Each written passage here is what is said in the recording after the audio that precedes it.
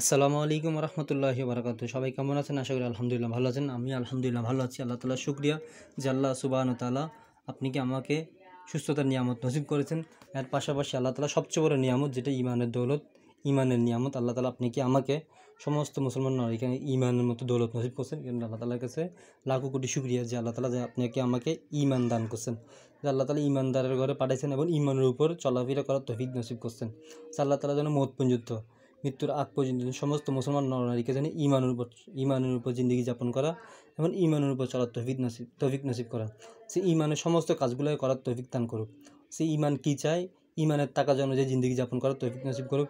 ঈমানের তাকাজ অনুযায়ী সমস্ত গুনাহের কাজ থেকে ছাড়া, সমস্ত গুনাহের কাজগুলোকে ছেড়ে দেওয়া, সমস্ত নেকির কাজগুলোকে ধরা। আল্লাহ তাআলার মহব্বতের আশায়, সমস্ত আমলগুলো করা, আল্লাহ তাআলার আযাবের ভয়ে সমস্ত গুনাহের কাজগুলোকে ছেড়ে দেওয়া। যে কারণে গুনাহ থেকে বাঁচা এবং সবচেয়ে বড় আল্লাহর ওলি হচ্ছে ওই ব্যক্তি যে গুনাহ থেকে বাঁচতে পারে। সবচেয়ে বড় বুজুর্গ হচ্ছে ওই ব্যক্তি যে গুনাহ থেকে বাঁচতে পারে, নেকির কাজ করতে পারে। যে আল্লাহ তাআলা আপনাকে আমাকে সমস্ত উম্মতে মুসলিমাকে আল্লাহ তাআলা ঈমানের মতো দৌলত নসিব করুক। সমস্ত ইহুদি নাসারাকে আল্লাহ তাআলা ঈমানের ছায়াতলে আসার তৌফিক নসিব করুক। সবাই আমরা দোয়া করি আল্লাহ তাআলা যেন আপনাকে আমাকেও ঈমানের উপর অটল থাকার তৌফিক নসিব করুক।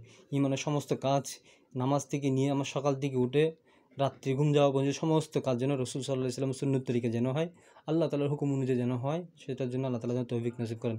বের হয়েছিলাম আজকে কোরবানির আগের দিন মামাকে নিয়ে।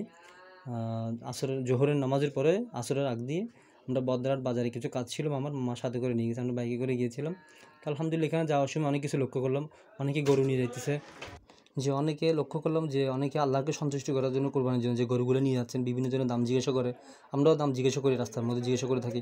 অনেকে দাম জিজ্ঞাসা করার সময় বিভিন্ন রকম কৌতূহলবশত বিভিন্ন রকম কথা বলে থাকে, যেটা আল্লাহ তাআলার পছন্দ নয়। আমরা জিজ্ঞাসা করি যে গরুটার দাম কত হয়েছে, ব্যক্তি যখন বলে এত টাকা, তো আমরা এটার সাথে এই দুনিয়ার ওজনের সাথে লস এবং লাভের সাথে সংযোগ করি।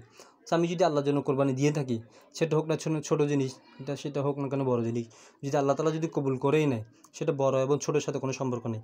আল্লাহ তাআলার সন্তুষ্টির জন্য যে আমি একটা ছোটো থেকে ছোটো কিছু যদি কোরবানি করি, যে আল্লাহ তাআলা যদি সন্তুষ্ট হয়ে যায়, সেটাই যথেষ্ট আমার জন্য। আমি পাহাড় পরিমাণ গরু দিয়ে কোরবানি করলাম, হাজার হাজার গরু দিয়ে কোরবানি করলাম, আল্লাহ তাআলা সন্তুষ্ট হয় নাই, সেটার দ্বারা আমার হাজার হাজার কোরবানির দ্বারাও কোনো ফায়দা হবে না, কারণ আরও আযাবের কারণ হবে। কারণ আমার সমস্ত কাজ, সমস্ত জিন্দিগির সমস্ত কাজ যেন একমাত্র খালেস আল্লাহ তাআলাকে রাজি খুশি করার জন্য হয়।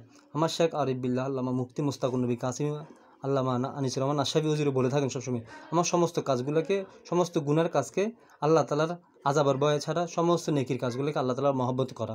যে কারণে সমস্ত ওলামায়ে কেরাম মানুষকে ডাকতেছে উম্মত যেন ঠিক হয়ে যায়, উম্মত ঠিক হওয়ার জন্য মেহনত করা। আজকে মুসলমান নরনারী যখন ঠিক হয়ে যাবে, গুনাহ থেকে যখন বাঁচবে, আল্লাহ তাআলা দুনিয়ার পরিবেশকে ঠিক করে দেবে। এখানে আসেন আমরা কোরবানির মাস নিজের আত্মত্যাগ করি, কোরবানির উপর উঠি, সুন্নত তরিকে জিন্দগি যাপন করার চেষ্টা করি, গুনাহ থেকে বাঁচার চেষ্টা করি। আল্লাহ তাআলা আপনাকে আমাকে গুনাহ থেকে বাঁচার তৌফিক নসিব করুক।